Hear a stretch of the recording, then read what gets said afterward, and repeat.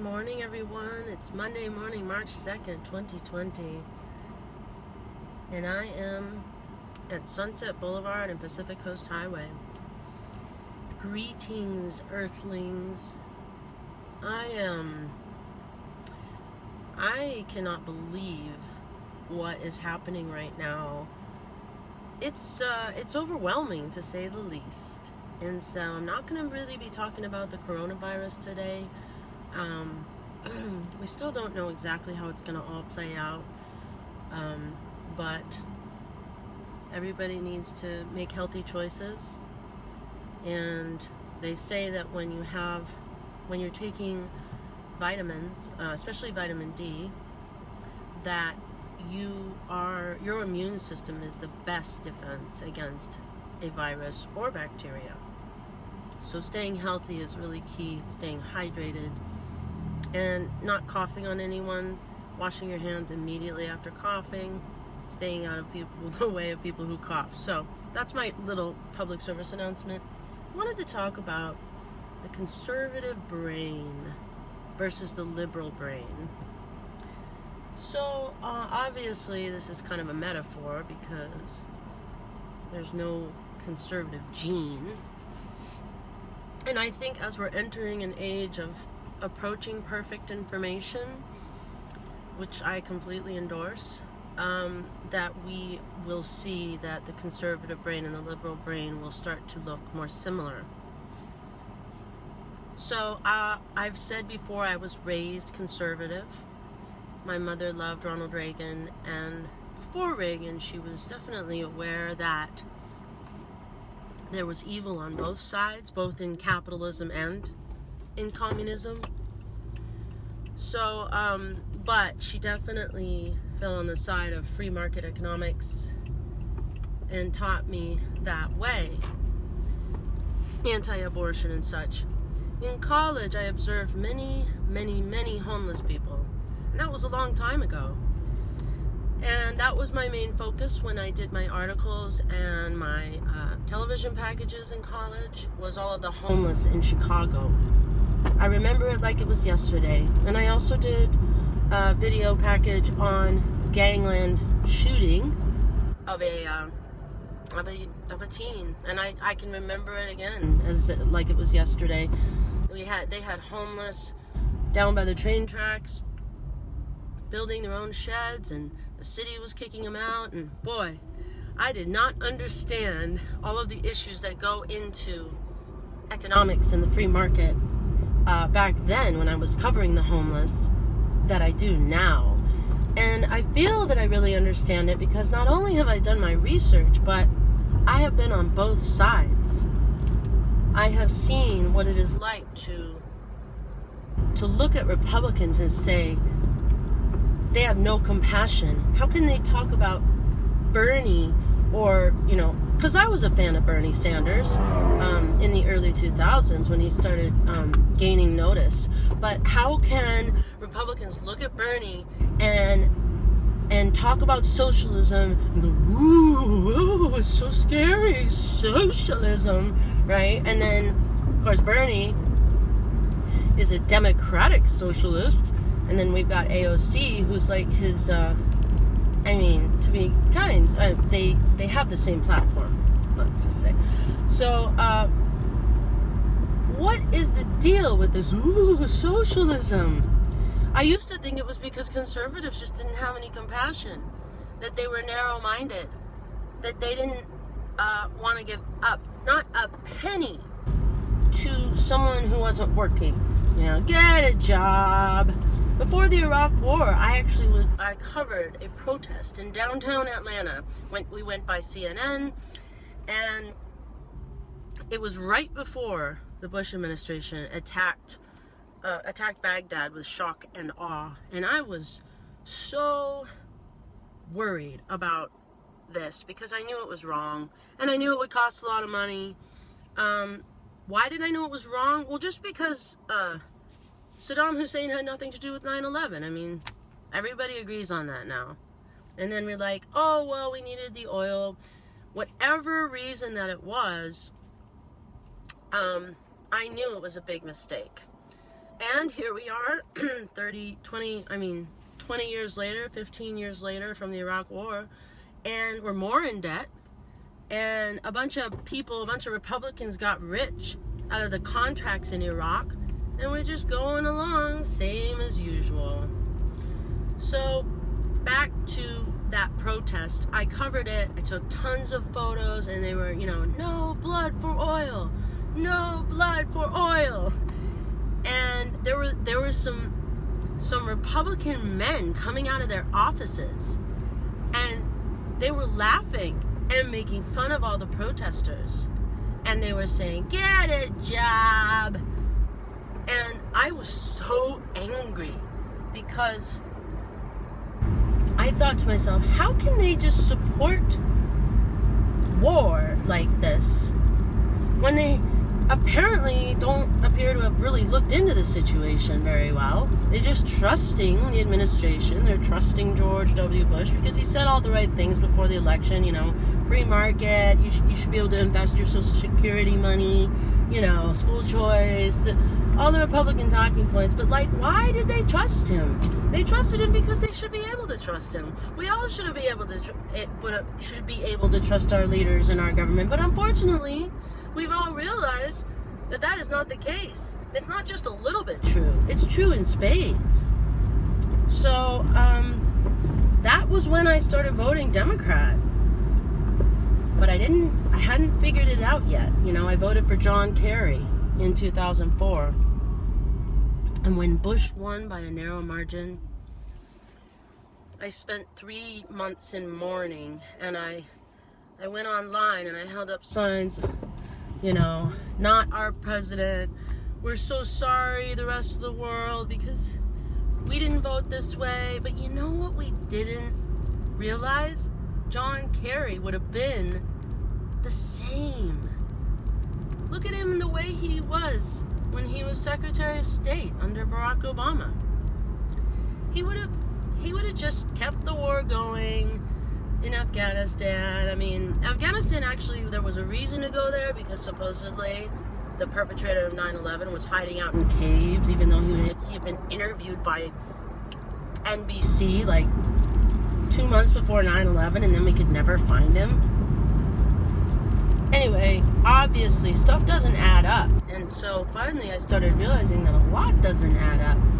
And the worst thing about the whole thing is that Republican Americans and Democrat Americans and independents all hate each other even more than ever. I don't blame a Bernie supporter for hating the equivalent of one of those assholes who came out of the building in Atlanta and were laughing at the protesters of the war. In a way, back then things were a little bit simpler. In a way, now they're even more complicated. Yet the notion that Republicans are evil still remains. Now, everybody knows I've been fair to President Trump, and I've even defended him, and that has bothered a lot of people. But I observed and I watched him very carefully. And this is what the media does. They say, well, Trump lied about the fact that he opposed the Iraq War. And then they'll play this little clip of him talking to Howard Stern, Howard Stern says, so you think we should have gone in there? And Trump says, I guess so. And then he's like, well, we should have gone in earlier, or we should have finished the job when supposedly Saddam had attacked Kuwait, which was a pretty standard conservative response after Desert Storm. So, the thing is, whether Trump supported the Iraq War or not doesn't mean that he's not allowed to be against it now and against endless wars. So that's just moot. That's a moot point. Why even talk about it? He's against them now. People say, oh, he's lying, he's a con, he's only out for himself. Well, you know what? All we can do is listen to what people are saying in the here and now. And in the 2016 debates, he called out the Bush dynasty and the Bush establishment.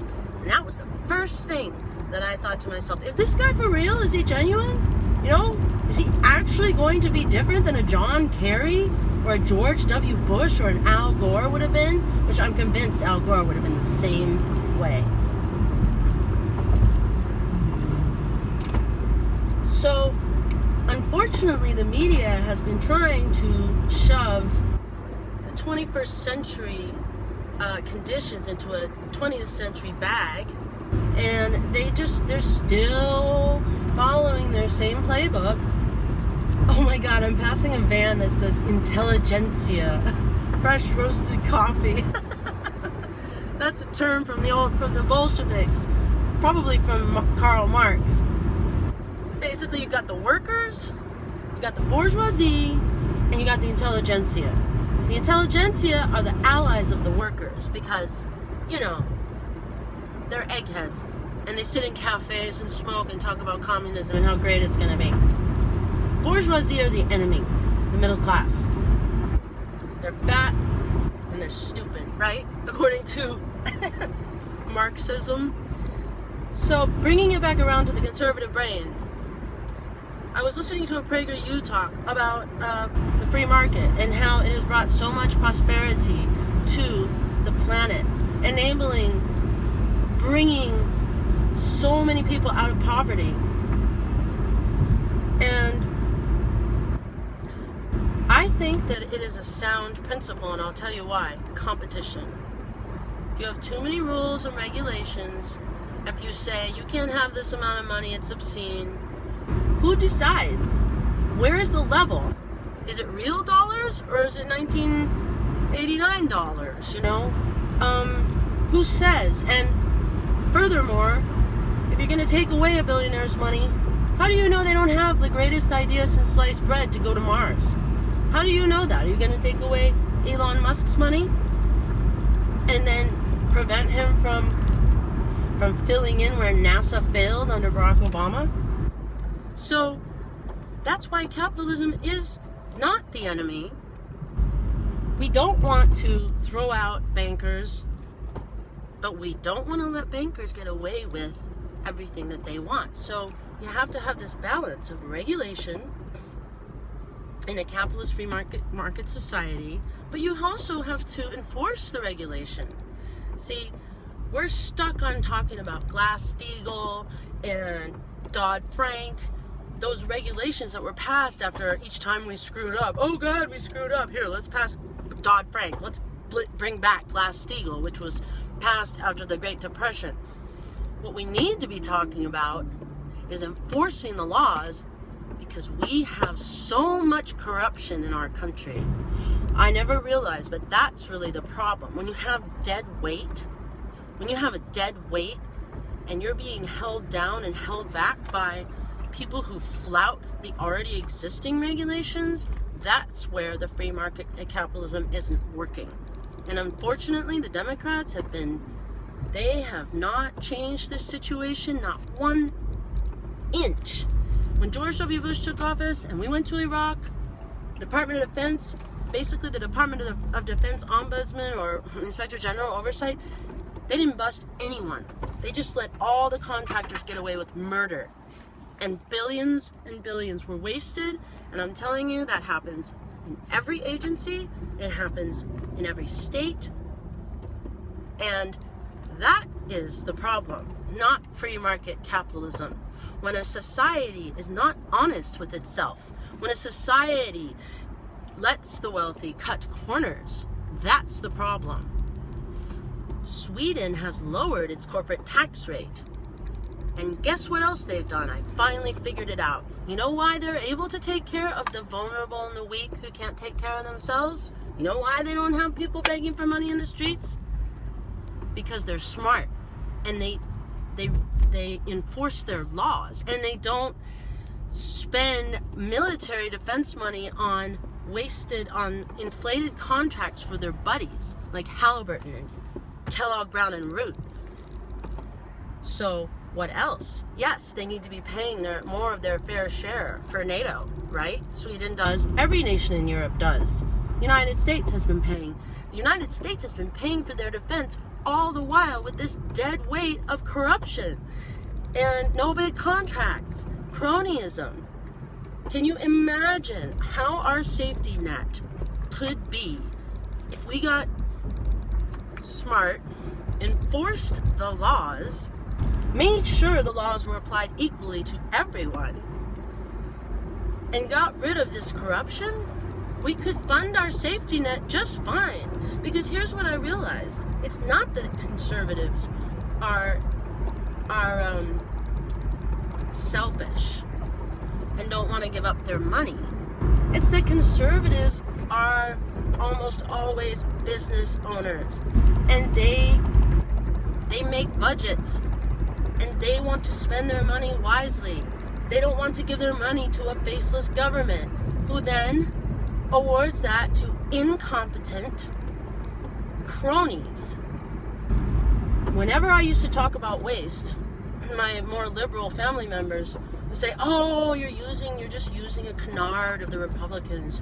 You know, we have to fund our streets and we have to fund public safety. I mean, why do Republicans complain about high taxes?" You know what? That's bullshit.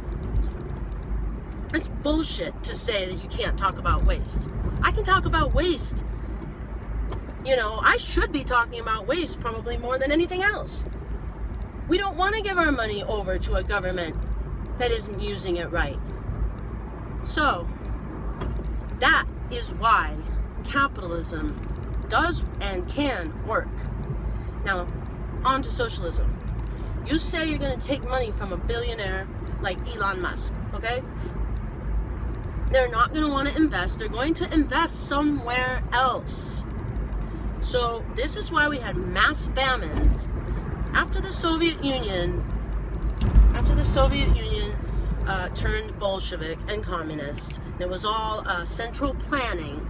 Millions of people died in famines. Same thing in China, because it was all mismanaged. And Russia had to steal wheat from Ukraine because they couldn't figure their way out of a paper bag. Why? Because they weren't business owners. They were workers who took over violently and said, "We're going to take this money now." But Robin Hood, all of us as children, we have these romantic notions that it's just obscene to watch the rich parading around. Well, I got news for you. That's what freedom is. Now, if freedom was working properly and we had the right regulatory touch that wasn't like choking out innovation, then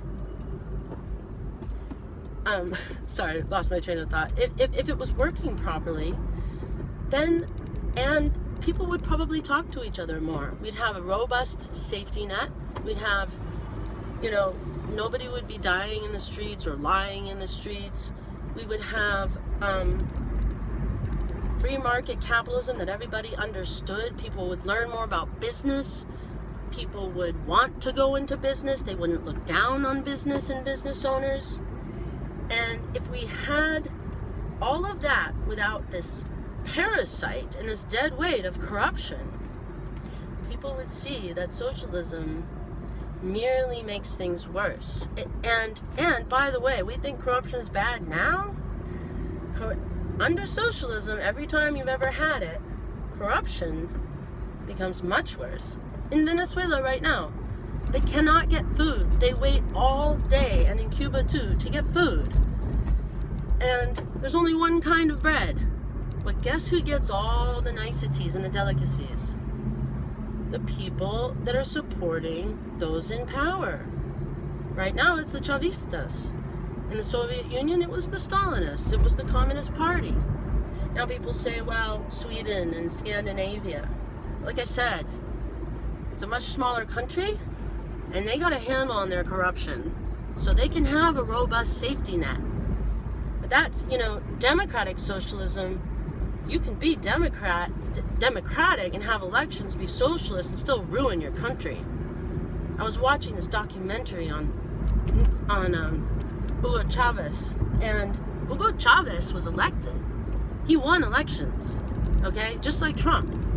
I'm just saying, because he was a populist, and he spoke of the poor as his, great love. He loved his poor people, hated the bourgeoisie, right? And he told them he would take care of them. So they put him in office twice.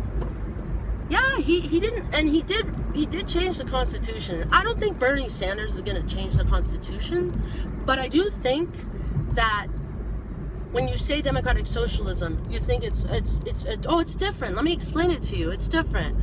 Well, you can try to make it different, right? But even Hugo Chavez was a democratic socialist. The problem was he did change the Constitution. So what would happen if Bernie Sanders was president? He wouldn't change the Constitution, but what he would do is he would choke out people like Elon Musk. He would choke out competition. He would not solve the fact that medical prices are very, very high and the cost of medicine is very high, unless he rooted out the corruption and the double standard.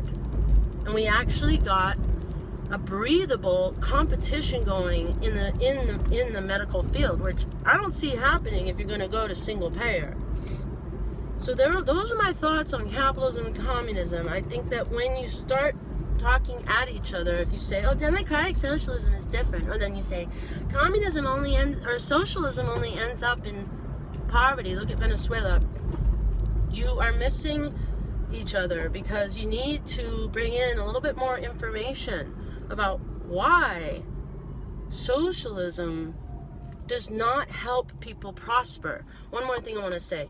When I was voting Democrat, I was very much into this notion that growth is not good. Growth, economic growth, GDP growth. Somehow along the line in college or whatever, I took a lot of economics. I decided that why do we always have to have growth? Maybe we shouldn't have growth because the planet. And there's a good point. However, look at this. Corporations are not making the right choices in their packaging. They're still making big ass plastic containers, and celebrities are still flying everywhere in jets. We could make better choices in a free market capitalist society if we all really want to be stewards of the planet. To get rid of, or at least expose corruption in the daylight of democracy, we could then take care of the planet in a smart way, take care of our budget in a smart way, allow competition to let some air and sunshine into all of the industries, think outside the box, talk to each other more, instead of this jargon of socialism, forcing people to do things when you're not even sure of what you're doing because it's just dogma. It's not lived in your experience. Is not the way to go, and it's always going to end up with the same problems. When Barack Obama was president, he had this horrible loss of jobs and this great recession.